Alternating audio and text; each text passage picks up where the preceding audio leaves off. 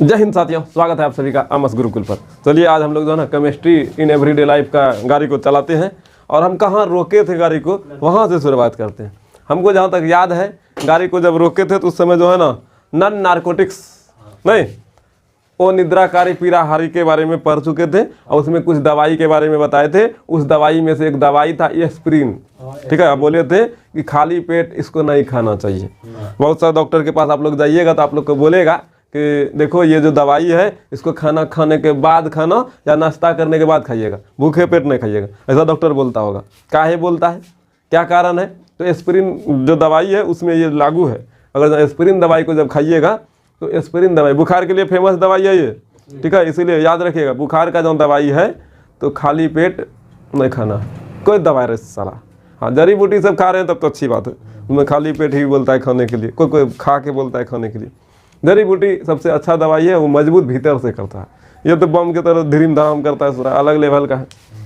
तो एस्पिरिन एक ऐसा दवाई है जिसको खाली पेट खाने से क्या होता है, खाली पेट में पानी रहता है, अम्ल रहता है, पानी भी रहता है, अम्ल पानी मिलल अम्ल रहता है, एकदम पूरा खौलल अम्ल नहीं रहता है, मतलब पानी मिलल अम्ल है। क्या आप सुबह सुबह उठते हैं पानी तानी पीते हैं, कुछ पीते न पीते पानी तो रहता है ना जी, पानी पिए तो पेटे में नहीं गया, पेट में जैसे गया पंचुच्छुर हो जाता है ना जाता है। तो ये तो एकदम फिक्स्ड है कि पेट में पानी है। जब एस्पिरिन का टिकिया गोली कैप्सूल जो भी लेते हैं आप खाते हैं तो होता है क्या है, पेट के अंदर जब वो जाता है तो आप घटित हो जाता है, हाइड्रोलिसिस हो जाता है। क्या हो जाता है, मतलब टूट जाता है, घुल जाता है। अपने अपने भाषा में जो समझना समझ लीजिए। जैसे पेट के अंदर दवाई जाएगा तो टिकिया टाइप का जाएगा, है ना, पानी एक को तो सीधा डाल लेता है, एक को वो बर्दाश्त पहले मुंह में पानी लेके दवाई लेता है, सट ना होना चाहिए मुंह में, तनियो टाने सटना, उल्टी पुल्टी होने लगता है मुंह में। अगर जो दवाई का स्वाद गया न महान घूरना शुरू, काहे दवाई को पहली बार देखा, स्वाद के जो बुझा नहीं है तो एलर्जी तो होबे करेगा, का शरीर उसको पहचानता नहीं, इसीलिए मन धन घूर जाता है ना। तो समझे मेरी बात को। और दवाई खाने के बाद उसका इफेक्ट भी होता है, साइड इफेक्ट। साइड इफेक्ट के रूप में क्या होता है, भूखने लगेगा, बेचैनी सा दिखेगा, कमजोरी सा बुझाएगा, ये सब उसका साइड इफेक्ट। भूख नहीं लगना साइड इफेक्ट दवाई का। लेकिन हम लोग को लगता होगा तबीयत खराब इसीलिए भूख नहीं लगी, ये सोच लेते हैं। दवाई के बारे में तो अच्छा जानकारी है ना, क्या हम लोग तो मूर्ख हैं दवाई के मामले में, पढ़ल हैं, बात सही है, आप पढ़ल हैं उसमें, लेकिन दवाई के मामले में तो मूर्ख रहता है इंसान। डॉक्टर जी चिट्ठा काट के देगा और मेडिकल वाला उसको कैसे पढ़ेगा पता नहीं, अलग लेवल का पढ़ता है। ठीक है, बताइए इतना पढ़ल है कुछ चीज़ को नहीं पढ़ पाता है, डॉक्टर लिखा मेडिकल वाला पढ़ता है ना, समझे।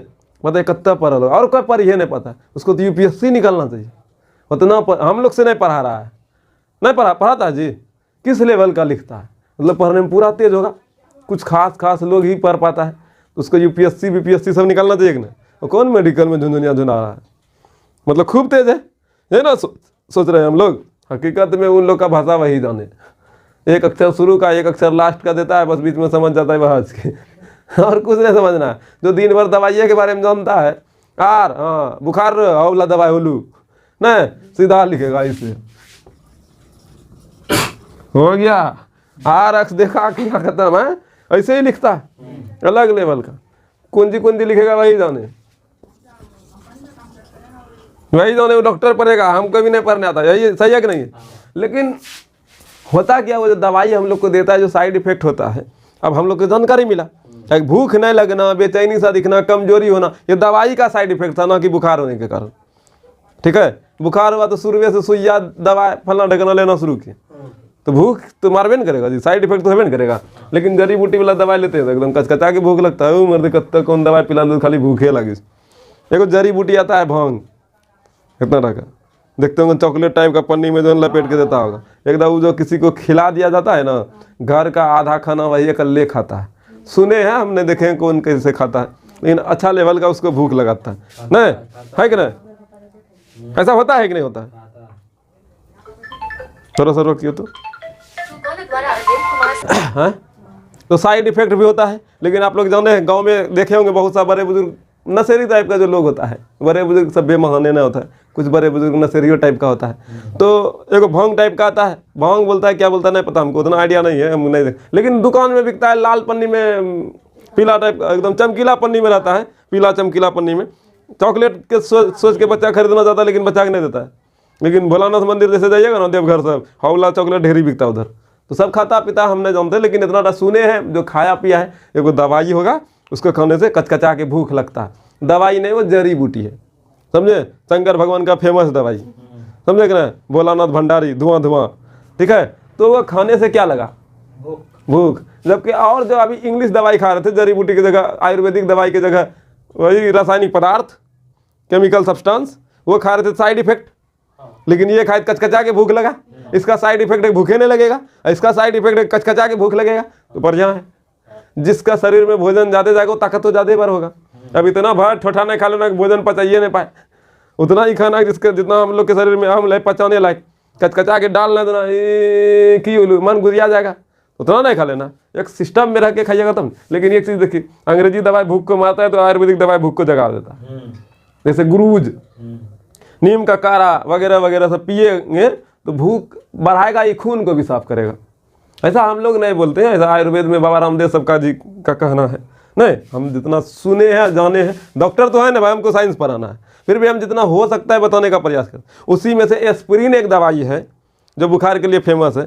जब इसको खाइएगा तो खाली पेट नहीं खाइएगा। हम नहीं बोल रहे हैं, वही बताता है। दुकान में जाइएगा, मेडिकल वाला बोलता है एस्पिरिन जो दवाई है इसको खाली पेट नहीं खाना है, नाश्ते के बाद खाइएगा, ऐसा बोला जाता है। कोई कोई दवाई में से बोला जाता है ये दवाई आपको खाने के बाद, नाश्ते के बाद खाना है। उसी में से वो खास करके एस्पिरिन आता है।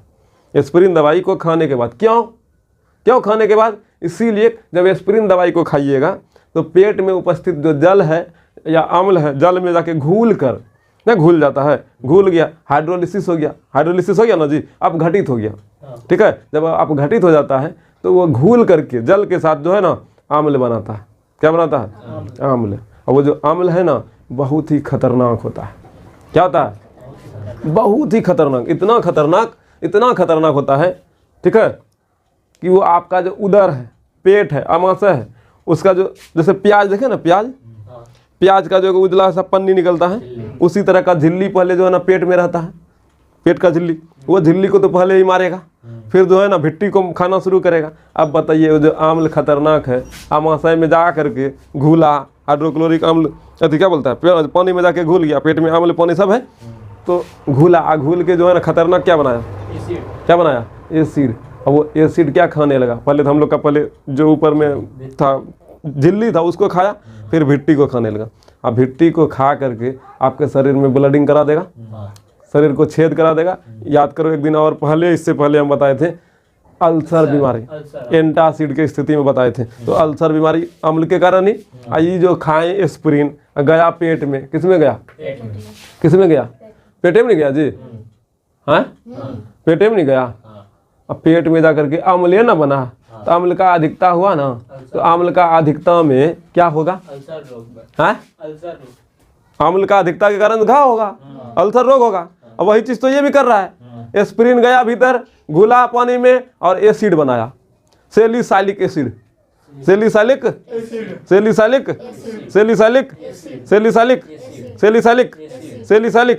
कौन एसिड? कहाँ जाके? आमाशय में। क्या होकर के? अब घटित होकर के घुल कर, ठीक है। कौन सा एसिड? बहुत ही प्यारा एसिड है, बोलता है हाँ, बहुत ही प्यारा एसिड है, बहुत ही खतरनाक है। इतना खतरनाक हम लोग का उधर कोई जो है ना मोए कर देता है। क्या कर देता है? मोए छल्ली कर देता है, खाने लगता है, हमारे भिट्टी को खाने लगता है, आमाशय का भिट्टी को। और भिट्टी को खा करके क्या कर देता है? घाव बना देता है, ब्लडिंग कर देता है, जो हमारे लिए बहुत ही नुकसानदायक होता है। इसीलिए इस स्थिति में बताओ, जो एस्पिरिन में भीतर जा करके क्या होगा? अब घटित होगा जल से, और सैलिसाइलिक एसिड बनाएगा, और सैलिसाइलिक एसिड के कारण से हमारा जो आमाशय है वो जख्मी हो जाएगा। जख्मी होने के कारण घाव हो गया, बीमारी हो गया, बहुत ही खतरनाक हो गया। वो अच्छी बात हुआ। इसीलिए खाना खाने के बाद दवाई खाना चाहिए, इसीलिए बोला जाता है। इससे बीमारी से बचने के लिए खाना खाना चाहिए, ताकि जो एसिड है बनेगा, भोजन पचाने में काम करने लगे, भोजन पचा देगा। जो एसिड है थोड़ा बहुत तो इधर उधर होबे करेगा पानी, लेकिन दवाई का रिएक्शन तो शुरू करेगा ना, भोजन के द्वारा पूरा शरीर में फैल जाएगा। लेकिन अगर जहाँ पानी रहता सिर्फ तो एसिड बनता और खौला देता, भयानक, समझे।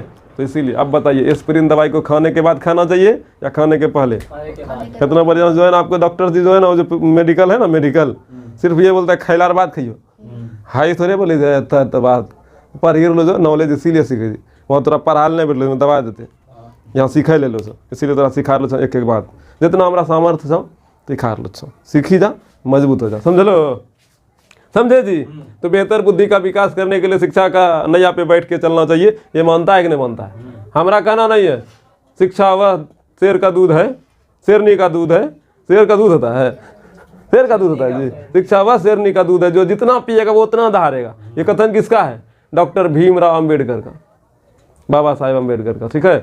क्या वो शिक्षा का महत्व को समझता है, इसीलिए आधा रोटी खाएंगे फिर भी स्कूल जाएंगे। सब जो कहानी हम लोग बच्चा में सुने थे, नॉन रोटी खाएंगे फिर भी स्कूल जाएंगे, कहानी सुने थे हम लोग को। मम्मी सब यही बोलता था, बेटा आधो रोटी खाइए लेकिन स्कूल जाइए और पढ़िए, बोलता था। और उस मोटिवेट से जो है ना हम आधे रोटी खाते थे। हमको की पता आधो रोटी खाने के बाद ही ना स्कूल जाना है। बच्चा में जो बोलेगा यही ना जी, आधो रोटी खाना है फिर भी स्कूल जाना है, तो आधो रोटी घर में खा के स्कूल जाना था। हम ये समझते थे आधा रोटी खा के जाते थे, मम्मी बोलती थी तो धीरे धीरे धीरे धीरे बड़ा हो गया, दो रोटी खा के स्कूल जा सकते हैं ना। ऐसे बच्चा हम तो कम वो खाएगा चलेगा नहीं, लेकिन हमको उतना दिमाग नहीं था कि आधा रोटी खाने के बाद ही स्कूल जाना, मम्मी बोला। जबकि मेरा मम्मी पूरी तरह से जो है ना खेती गृहस्थी वाली है, पढ़ल लिखल नहीं है, कोई बात नहीं है, लेकिन माँ उतना समझदार है कि बच्चा कैसे पढ़ेगा पता है। माँ होता है सभी का। देखो ना, पिताजी जितना पढ़ने में दिमाग नहीं देगा उतना ज़्यादा दिमाग जो है ना मोटिवेट माँ देती है। नहीं बेटी पढ़ी ले मत, तुम कहियो तकलीफ न तो देखा हमारा घास गरे पड़े पढ़ला नहीं से, सब बात सुने लगी पढ़ला नहीं, पढ़ी ले बेटी कहना माँ एक तकलीफ होली, वापस को तकलीफ हो कि नहीं पता, लेकिन अलग लेवल तकलीफ हो जिक्र नहीं करते। खैर हो सब एक। तो इसीलिए दवाई खाना चाहिए, खाना खा के, खाना खाने से पहले काहे आमाशय में जाके जो है ना सैलिसाइलिक एसिड बना देता है। अब ऑब्जेक्टिव में ये क्वेश्चन ऐसे आएगा, ठीक है, हमारे आमाशय में किस प्रकार का दवाई सैलिसाइलिक एसिड का निर्माण करता है? एस्पिरिन, ठीक है। फिर दूसरा क्वेश्चन आएगा, आमाशय में जाकर अब घटित होकर एस्पिरिन कौन सा एसिड का निर्माण करता है? घुमा घुमा के पूछेगा तो बता दीजिएगा। तो क्या ये बात समझे? ये क्वेश्चन को हम लिखते हैं, ठीक है। एस्पिरिन को खाने के बाद क्यों यूज किया जाता है, क्यों उपयोग किया जाता है, इसका उत्तर लिखते हैं। फिर आप लोग उतारिएगा, समझा दिए जितना समझाना था, समझ में आ गया तो हम लिखे। तो रोकिए आप, चलो देखो एस्पिरिन के बारे में हम जितना हो सका सिखा दिए। एस्पिरिन के साथ दवाई बता दिए, थोड़ा सा लिख दिए, समझ जाना। देखो एस्पिरिन को खाली पेट उपयोग नहीं करना चाहिए। क्यों? क्योंकि आप लोग को खूब बढ़िया से पता है, क्योंकि वह हमारे पेट के अंदर जाकर जल अपघटित होकर के, ठीक है, सैलिसाइलिक एसिड का निर्माण करता है, जो हमारे लिए बहुत ही हानि खतरनाक होता है। वो हमारे आमाशय के भिट्टी को खाने लगता है, ठीक है, मतलब जख्मी कर देता है। यही सब नहीं था, उसी को हम भाषा में लिखे। एस्पिरिन को खाली पेट उपयोग नहीं करना चाहिए, क्योंकि एस्पिरिन आमाशय में जल अपघटित होकर सैलिसाइलिक एसिड बना देता है, जो आमाशय की दीवारों से रक्त स्राव का कारण बन जाते हैं। जख्मी कर दिया तो रक्त स्राव नहीं होगा। किसी को जाकर दे ईटा मार दिया माथा में तो जख्मी होगा तो कौन बोले यही बोलेगा, कपार भंगी दिल खाओ ये बोलेगा, जो बोले। लेकिन झगड़ा हो गया। आगे पढ़ते हम, अब पढ़ते हम लोग माइक्रो ऑर्गेनिज्म। माइक्रो ऑर्गेनिज्म इसका हिंदी होता है सूक्ष्म जीव, ठीक है। तो आते हैं, ठीक है, मिटाइए, थोड़ा सा ध्यान दीजिए आप। माइक्रो ऑर्गेनिज्म, माइक्रो ऑर्गेनिज्म मतलब हिंदी में इसको सूक्ष्म जीव। तो पहला क्वेश्चन तो उठता है ना भाई, सूक्ष्म जीव किसे कहते हैं? फिर ये किसी को नुकसान पहुंचाएगा तो किसी को लाभ देगा, मतलब कोई अच्छा होगा सूक्ष्म जीव तो कोई हानिकारक होगा। पहले मुद्दा होता है कि भाई सूक्ष्म जीव होता क्या है, तो ध्यान से सुनिएगा, एक एक बात हम लिखेंगे। आप अस्थिर रहिए ना, आप क्यों लिख रहे हैं अभी? माइक्रो ऑर्गेनिज्म लिखने का पूरा पर्याप्त आपको टाइम मिलेगा, निश्चिंत रहिए, खुश रहिए। बस जो बातें को हम बोल रहे हैं वो दिमाग में ना लिखा गया तो वो कोई नहीं मिटा सकता। कॉपी में लिखा हुआ गायब हो सकता है, ठीक है, लेकिन दिमाग में लिखा हुआ गायब नहीं हो सकता। मेरा प्रयास ये रहता है कि हम इस पर कुछ समय, देखो हम चाहेंगे तुरंत परिभाषा देके आगे बढ़ सकते हैं, उसमें हमको कोई आपत्ति नहीं है और छोटा बात है। लेकिन हम इस पर भी अगर जब 5 मिनट 10 मिनट खर्च कर रहे हैं तो आप ही को बनाने के लिए कर रहे हैं। भले हम इधर उधर का बात करके आपको समझाते हैं, लेकिन वो बात आपको याद रहेगा। गांव घर का जो बात है, उदाहरण है, वो समझ में आएगा। फिर आप उसी को जो है ना परिभाषा में कन्वर्ट करने में महारत है आजकल का बिहार का बच्चा, इतना पता है। तो माइक्रो ऑर्गेनिज्म का मतलब बेकार या अच्छा जीव, इतना छोटा जीव, इतना छोटा जीव कि उसको नग्न आँखों से नहीं देख सकते हैं। उसको देखने के लिए माइक्रोस्कोप का जरूरत पड़ता है। सूक्ष्म जीव मतलब जीव, जीव मतलब जिंदा, जिंदा मतलब उसमें भी जान है, जान है मतलब वो भी श्वसन करता है, वो भी खाता पीता है, वो भी चलन करता है, वो भी जो है ना अपना वंश को बढ़ाता है। इन लोग को वंश को बढ़ाने के लिए लंबा टाइम का जरूरत नहीं है, ऐसे गो हो जाता है। जैसे एग्जाम्पल में हम आपको समझाते हैं, आप लोग दही जमाने के लिए दूध गर्म करते होंगे, दूध गर्म करते होंगे तो ये नहीं बोलते हैं कि दूध एकदम जो है ना खौलाल में जो है ना जोरन देना, नहीं बोलते हैं। ये भी नहीं बोलते एकदम ठंडा आ जाएगा दूध तब जोरन देना, उस समय वो भी नहीं बोलते हैं। कब बोलते हैं दूध जामन देने के लिए? दही थोड़ा सा देते ना, कब बोलते हैं? जब उंगली सधने लगे, नहीं मतलब सधने लगे मतलब नॉर्मल दूध हो जाए, थोड़ा बहुत गर्म थोड़ा बहुत ठंडा भी नहीं, एकदम नॉर्मल हो जाए, उंगली डुबा के देखेंगे सध रहा है मतलब बर्दाश्त कर लेते हैं, तब जामन 2 चम्मच 1 चम्मच जितना देना दे करके मिला देते हैं। काहे वो जो जामन था ना वो जामन ही नहीं था, वो तो सूक्ष्म जीव था, एकदम खतरनाक खतरनाक। खाली सूक्ष्म जीव एक कचकचा के ना होता, एगो बोगी में पूरा आदमी को कोच दिया, एकदम हैनाक है न है। उसी अवस्था में सूक्ष्म जीव था, जैसे उसको दूध में दिया सुसुम था, चम्मच से मिला दिया, सबका पीछे में आग लगा, सब पूरा दूध में दौड़ना शुरू, इधर से उधर कूद फान किया, सब सूक्ष्म जीव ही ना था जी। जैसे दौड़ना शुरू किया, दौड़ने के उपरांत अनलिमिटेड डाउनलोड मारना शुरू किया, अनलिमिटेड जो है ना एक से दूसरा पैदा होना शुरू हो गया। और सूक्ष्म जीव जो है ना थोड़े वहाँ टांग और फलना ढकना बनाने के लिए 6 महीना साल भर लगेगा, उसको सेकेंडों में लगता है, वो अनलिमिटेड जन्म देता है बच्चे को। एक सूक्ष्म जीव है, उसको बनाना क्या, 1 कोशिकीय जीव 2 कोशिकीय जीव, ये सब नहीं है जी। ये तो एक छोटा अच्छा जीव है जिसको हम खुली आंख से भी नहीं देख सकते, एकदम अनलिमिटेड, एकदम सुसुम था ही, प्रजनन दर बढ़ गया, नहीं इतना दर बढ़ गया, एकदम धका धक धका धक धका धक धका धक, खाली बोलता है हिलइयो नहीं को हमरा, अनलिमिटेड होता है नहीं, एकदम पूरा भोर को देखे तो यह खचाखच भरल था। वो था कौन? सूक्ष्म जीव का पूरा थक्का हो जाना, दूध में जो है ना एकदम खतरनाक रूप से जो है ना जन्म हुआ। किसका? इतना जन्म दिया, इतना जन्म दिया, इतना जन्म दिया सूक्ष्म जीव ने, सूक्ष्म जीव को अब जग घो नहीं था। एक गो दूध एकदम पूरा देखेगा टाइट हो जाता है, थक्का बैठता है, मतलब वो दूध एकदम बढ़िया से औटा गया था, बढ़िया व्यवस्था किया गया था, बढ़िया। एक गो दूध नहीं जमता है, कम में गर्म होगा, प्रजनन दर कम हो गया, जितना स्पीड कम करेगा उतना ज़्यादा, इस कारण से किसी का दूध जल्दी जमता है, किसी का नहीं जमता। वो डिपेंड करता है भाई जमाने पर, कैसे कितना दूध सुसुम किया। कभी बोले दीदी जमाए जब बढ़िया जमे, ये नहीं बढ़िया जमाया, झगड़ा नहीं, कई 100 जमते हैं। बात ये नहीं है, बात यह कि दूध का तैयारी कैसे किया गया, उसमें जो जामन दिए कैसे काम किए, कैसे मिलाएं, उसको स्थिर जगह पर रखे कि नहीं, और सही जगह से रखने पर मटिया में रख देता था अलग लेवल का, नहीं तो समझे ये किसका कमाल था? सूक्ष्म जीव का, माइक्रो ऑर्गेनिज्म का। और भोर को उठ के देखते हैं वाह, और पर्व तो होने वाला है ये नहीं, बिहार में एकदम खतरनाक पर्व आता है दही का, कभी ससुराल से आएगा पहुँचाने, कभी जो है ना नैहर से आएगा पहुँचाने, कभी दुगुन हो जाता है, आपको ही पहुँचाना पड़ेगा। तो ये पर्व में एकदम केला दही और चूरा और तिलवा तिलकुट चम्मच से काट के, क्या था एकदम बड़ा प्यार से वाह खाते कि नहीं, काय वो सूक्ष्म जीव हमारे शरीर के लिए लाभदायक होता था। तो सूक्ष्म जीव जीव था, जिंदा था, मरल नहीं था। 10 दिन छोड़ दीजिएगा ना भाई, सूक्ष्म जीव का आकार बढ़ेगा, पिल्लू टाइप का बड़ा बड़ा दिखेगा। 10 दिन दूध दही को छोड़ दीजिएगा, पूरा जैसे जैसे देखिए, जिस दिन जमा है ना उस दिन मीठे लगता है खाने में दही, जैसे जैसे समय बढ़ेगा ना वो खट्टा होते जाता है। दही में कौन एसिड? Lactic acid. बोलिए दही में कौन एसिड? लैक्टिक अम्ल। नहीं कौन एसिड? और बोलो ना यार, दूध से टकरा कर ना, अंगूर से टकरा कर, अंगूर में टार्टरिक अम्ल, ठीक है, देह लेटाया, दही में लैक्टिक अम्ल ना। CA100 का सेब मोलाया, दारू पी के दही ले आया, दही ले आया, दही में लैक्टिक अम्ल नहीं, कहानी याद नहीं है? CA सिरका में एसिटिक अम्ल, 100 का सेब मोलाया, सेब में मौलिक अम्ल, सेब मोलाया, दारू पी के दही ले आया, दही में लैक्टिक अम्ल, ठीक है। अंगूर से टकरा कर देह लेटाया, अंगूर में टार्टरिक अम्ल।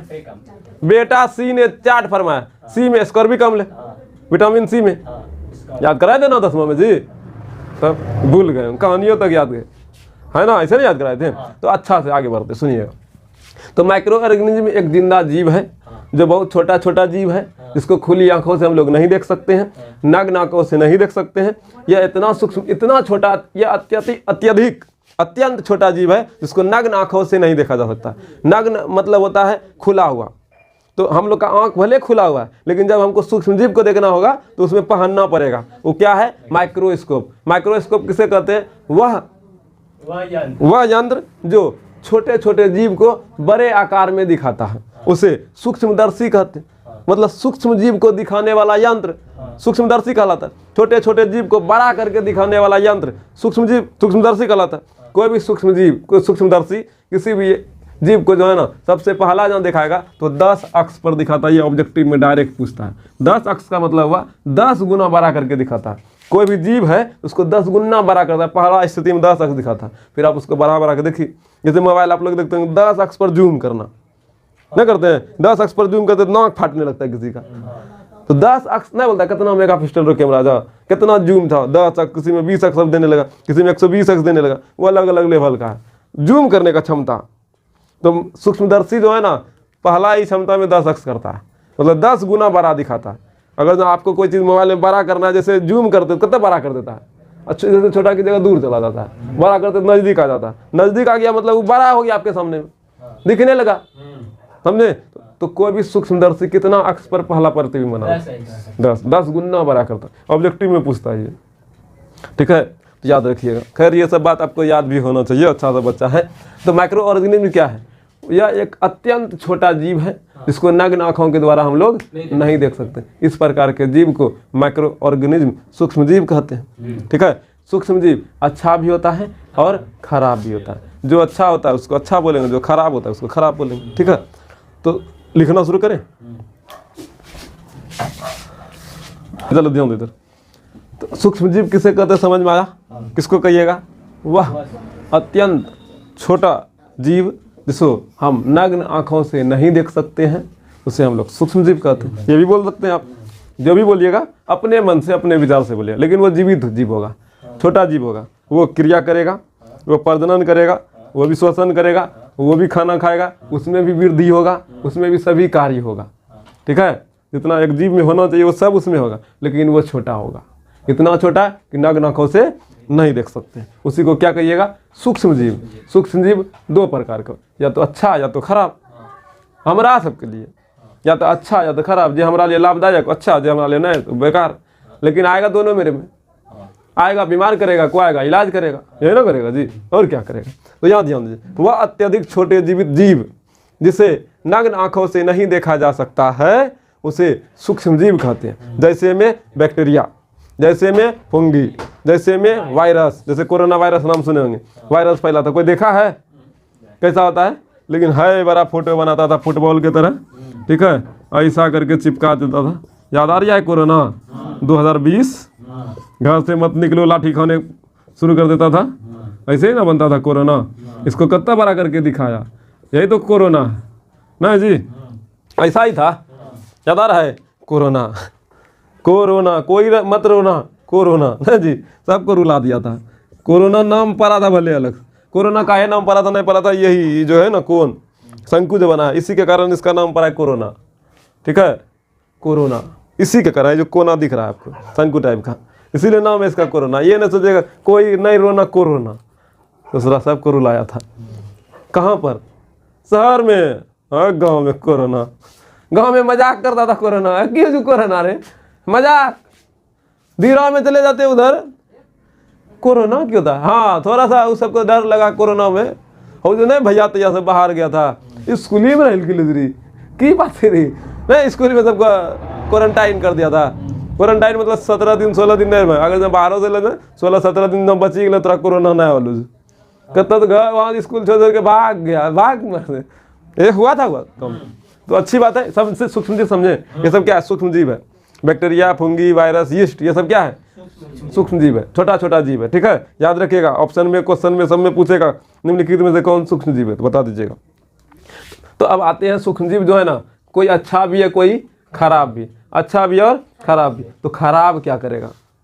खराब तो कुछ करेगा ना। जो सूक्ष्म जीव हमारे लिए खराब होगा उसका एक अलग नाम दिया जाए, उसका अलग सम्मान दिया जाए, अलग से उसको पहचान दिया जाए। तो देना शुरू करें, तो देते हैं। देखो यार सुनो, पैथोजेंस है ना, इसको हिंदी में बोलता है रोगाणु। क्या बोलता है? रोगाणु। रोगाणु देखिए क्या होता है, पैथोजेंस क्या होता है, रोगाणु क्या था समझना। ये भी एक जीव है, सूक्ष्म जीव है, लेकिन ये ऐसा सूक्ष्म जीव है जो रोग उत्पन्न करता है। क्या करता है? मतलब कोई वायरस फैला, कोरोना, क्या आपका मित्र था? परम मित्र, शुरू के लिए खगना शुरू ऐसा होता है क्या? ऐसा सोच रहे थे क्या? भाई कोरोना बड़ा दूर रहो, अगर तो किसी को घर में हो गया आम नहीं सटेंगे, टपक भी गया कोई बात नहीं, कोई नहीं कहेंगे उसको पकड़ के, दूर में कौन लेंगे। हाँ बाबू, ऐसा हुआ है कोरोना में? मित्र था क्या था? कोरोना क्या था? रोगाणु था, रोग उत्पन्न करने वाला जीव, और इसी को मारने के लिए टिकिया खा रहा था, नहीं खा रहा था? सुनो ना यार, सुइया तो वैक्सीन लिए ना जी, कोरोना होने से पहले वैक्सीन ले लिए, वो ने क्या दे दिया, होता तो देता तो अलग मुद्दा था, हमको हुआ नहीं था लेकिन सबको दिया है, तो एंटीबायोटिक हो गया। जो कोरोना होने के बाद उसको खिलाया गया, मतलब कोरोना को मारने के लिए भी कोई एक दवाई, तो एंटीबायोटिक ना, जैसे फीवर हो जाता है, बुखार हो जाता है, सर्दी खांसी हो जाता है, वायरल फीवर से नहीं बोलता जाके एंटीबायोटिक ले लिए, सुने हैं ना? सुने हैं नहीं सुना? एंटीबायोटिक ही बोलता है जी, एंटीबायोटिक दवा इसको ही। बच्चा सबको देखना ना, ढेरिकल जो सुइया तुइया जो देता है उसमें से खाली एंटीबायोटिक ढेर रहता है, ठीक है? एंटीबायोटिक का मतलब हुआ जो तुम्हारे पास बीमारी है उस बीमारी को मारने के लिए या उसका प्रभाव को कम करने के लिए या उसके प्रभाव को रोक देने के लिए। जैसे एंटीबायोटिक, जैसे बुखार हुआ तो बुखार वाला फीवर आया होगा, बुखार वाला वायरस आया होगा, बुखार जैसे खांसी सर्दी सब हुआ तो कोनो वायरस आया, वायरल फीवर सब जो होता है, कोनो दिक्कत हुआ तब नहीं उसको तबीयत खराब होने लगा, कोई ना कोई प्रकार का खराब वायरस भीतर गया, खराब बैक्टीरिया भीतर गया, खराब सूक्ष्मजीव भीतर गया, नहीं और क्या क्या रोग उत्पन्न किया, उसी को क्या कहिएगा? फोटोजोन क्या था जी? फोटोजोन है ना, रोगाणु, ये बोलिएगा, समझे कुछ? रोगाणु जो खराब बैक्टीरिया भीतर गया, खराब सूक्ष्मजीव भीतर गया और इसके द्वारा रोग उत्पन्न हुआ, इसको फोटोजोन्स बोलिएगा, रोगाणु बोलिएगा। और उसी को ठीक करने के लिए, इसी को मारने के लिए, इसी को जो है ना रोकने के लिए, रुक कौन रे, ऐसा होता है, ऐसा होता है कि ना, रोक देने के लिए, अब रहो, भाग इधर उधर रहो, नहीं बोलता है, मतलब क्या, रोक दिए, बाहर न जा सकता तुम, यहीं रुको। कौन गया उसको रोकने? एंटीबायोटिक, एंटीबायोटिक, एंटीबायोटिक, समझे? क्या करेगा एंटीबायोटिक? या तो मार देगा या तो रोक देगा, अब आगे नहीं बढ़ सकता, तुम रुक जाओ, कोई रुकल रहेगा, भाग तो हमारा जा भाई ने जा वापस लौट जाएगा। किसी को घर घुसने, हमारा घर में घुसा ना सका तो थका के हम उतरा ना चीने, ऐसा स्थिति में क्या बोलेगा? ऐसा होगा? हम अले तो बुखार लगा ले, ऐसा होगा? रोक दिया, बुखार लगा ली, पागल हो गए क्या?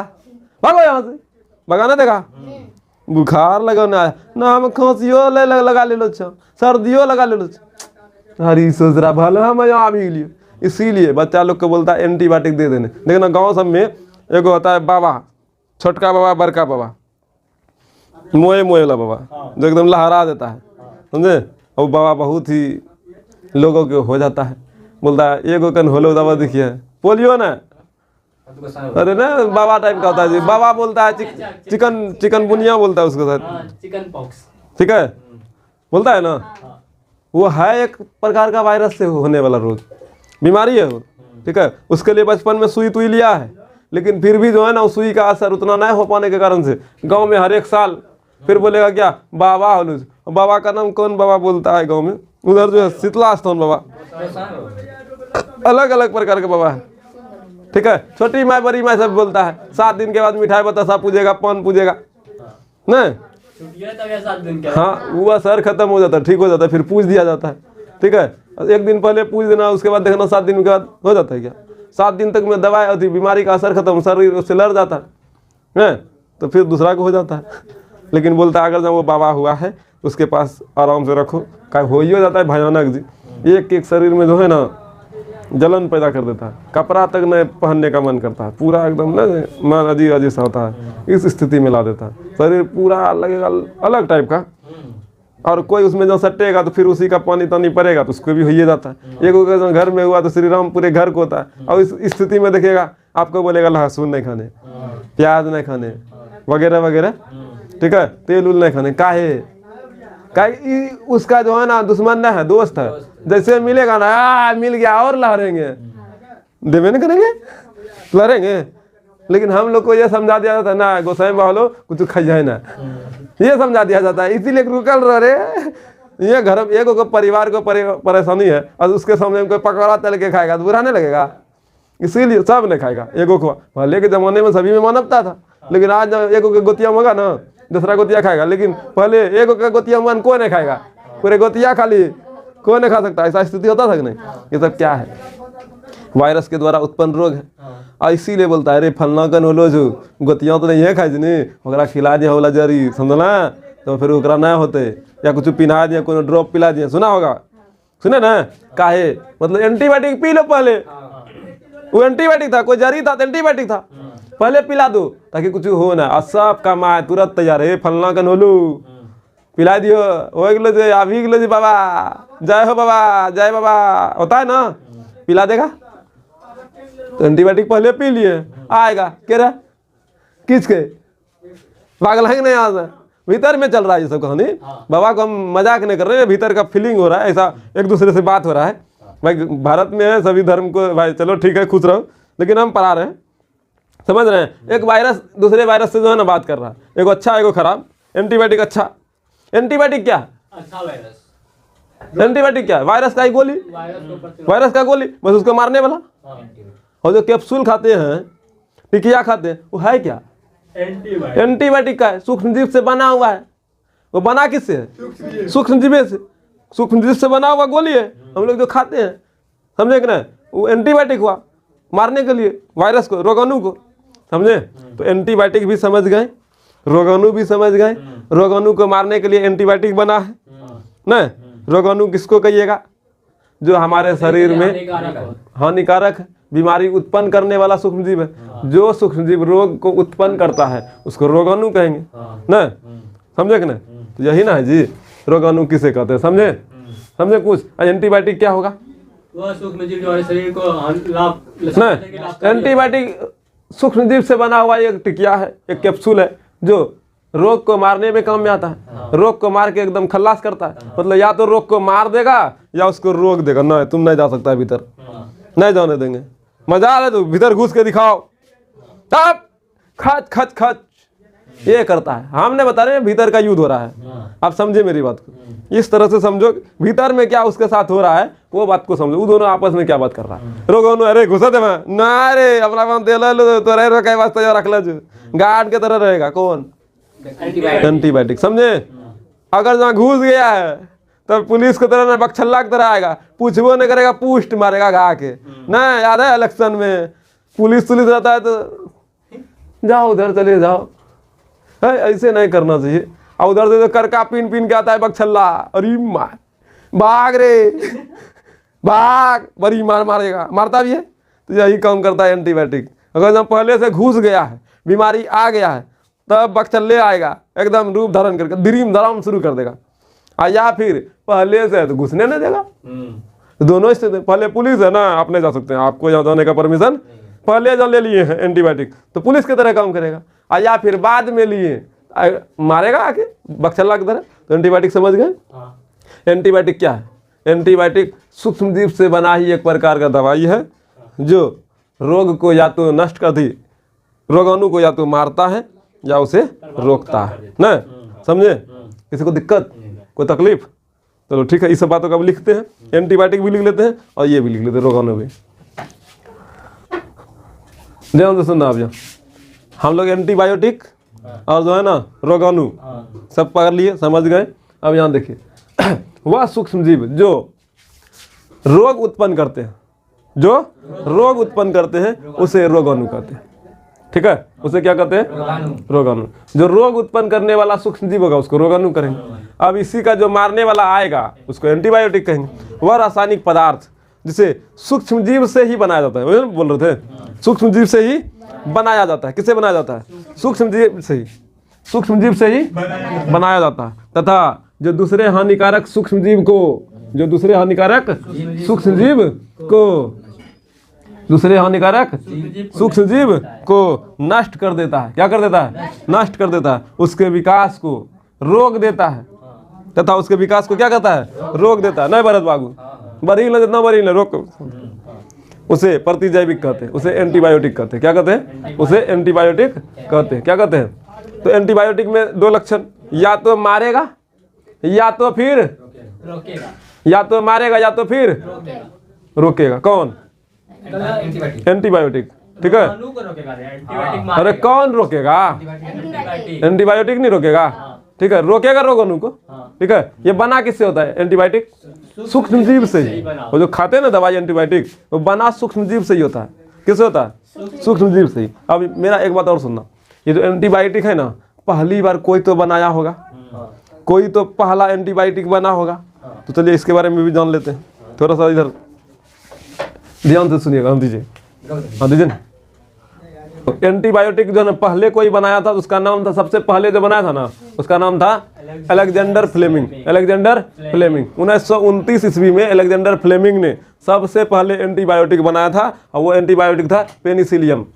क्या था? पेनिसिलियम। पेनिसिलियम, पेनिसिलियम एंटीबायोटिक जो है ना सबसे पहले 1929 ईस्वी में अलेक्जेंडर फ्लेमिंग ने बनाया था।